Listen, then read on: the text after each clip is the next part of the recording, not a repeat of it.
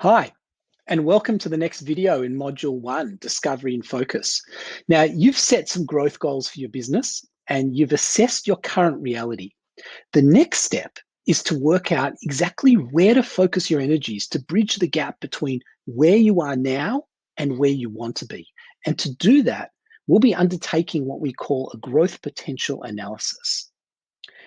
To help you apply that growth potential analysis, we're going to start by exploring the key factors that drive growth. These are really going to underpin your analysis. We're then going to look at the 5 key steps required to conduct your growth potential analysis, and then we're going to use that analysis to revise your goals and set your focus going forward. Let's begin.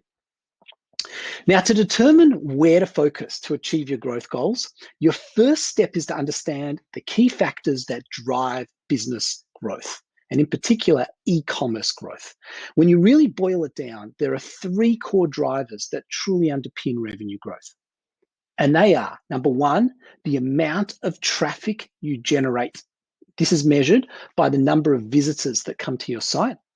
Number 2, second growth driver, is the amount of traffic you convert as measured by your conversion rate of visitors to sales. And finally, the third growth driver refers to the value you generate from each customer, which is based on 2 things: your average transaction value and the number of transactions per customer per year. Growth in even one of these drivers can significantly increase your revenue. But what's interesting is that growth along a number of drivers at the same time creates a multiplier effect that can literally revolutionize your business. And this is where the science is when it comes to marketing strategy. It's one thing to drive traffic to your site. Obviously, that's important, but it's not enough, because if your site isn't converting enough of those visitors into paying customers, and those customers aren't generating enough growth and value over time, then you may not be achieving your goals and your potential. To illustrate, let's say that last year you received 50,000 visitors to your site based on some Facebook or Google ads. And let's say that your site converts at 2.5%.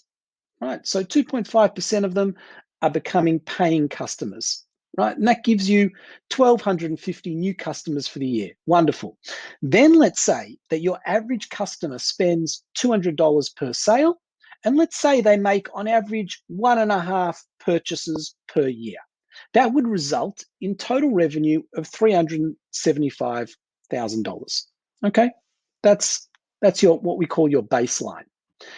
Now, what if you could increase each of those growth drivers by just 10%, right? Relatively modest increase.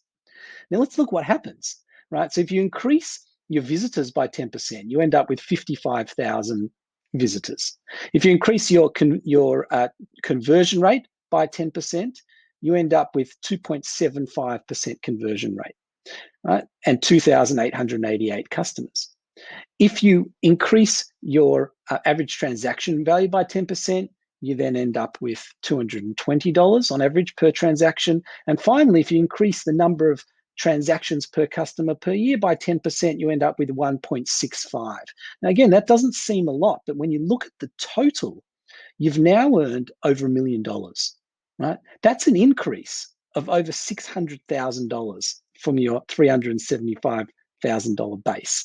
And that's by just increasing each of these drivers by 10%. Now, what does this calculation mean for you and your business practically?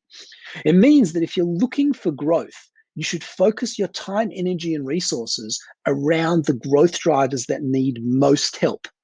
Now, in my experience, most businesses could in fact do with help in all three of these areas, right? And this course will actually help you do that.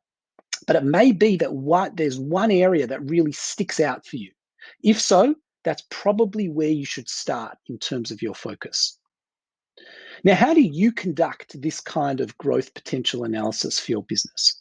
So here's what to do. There are 5 key steps. But first, what you'll need to do is jump into the Growth Calculator tab of your growth plan template. Right? That's where all the action happens. Then, your very first task is to set your baseline. Now, the good news is that you've already gathered your baseline data from the past year, right? In the previous task. And there's a formula in the growth calculator that extracts the data from your current reality tab to create your baseline. So this is effectively done for you. Just check to make sure it all looks correct. Then step 2 is you're going to need to set your growth percentage. This requires deciding on a realistic but challenging percentage increase for each growth driver for the coming year. You'll need to estimate this based on your specific situation. For example, if you're not currently driving traffic to your site, but you do plan to start a paid Google Ads or Facebook campaign, for example, then your baseline might be very low and your percentage increase may be quite high. Right? But that's okay in that particular situation. On the other hand, if your site is already achieving a very high conversion rate, say close to 3%, your percentage increase may be quite minimal when it comes to conversion rate. So you really need to apply this to your specific situation. Then, number 3, once you've done that, the third step is to compare your 1-year revenue target, which you recorded on the first tab of your growth plan template, and compare that against the projected revenue goal produced by your growth calculator. And you want to ask yourself, how close or how far are you from this goal? This will give you an insight into how realistic your goals are. 4, next, it's time to adjust your numbers. So consider whether you should be adjusting your percentage increases to move you closer to your revenue goal, right? If you were far away from it. But if so, you've got to be careful here, right? It's good to be ambitious, and I advocate being ambitious, but you also need to be realistic. So if hitting your goal requires you to adjust your percentage increases too much, maybe you need to revise down your initial revenue goals on that first tab. That's what you need to consider here. And then finally, step 5, based on your analysis, decide which areas need the most urgent focus in your business. So is it your traffic generation? Is it your site's conversion rate? Perhaps it's your ability to grow the value of your customer relationships via increasing your transaction value or purchase frequency. Having this in mind as we move through the course is going to really help you make the changes that will have the biggest impact on your business growth. And that's really the process. So there are 5 steps, right? Set your baseline, set your growth percentage, review them against your 1-year targets, adjust your numbers as appropriate, and finally, decide on your areas of focus to take you from where you are now to your goals. Good luck applying it.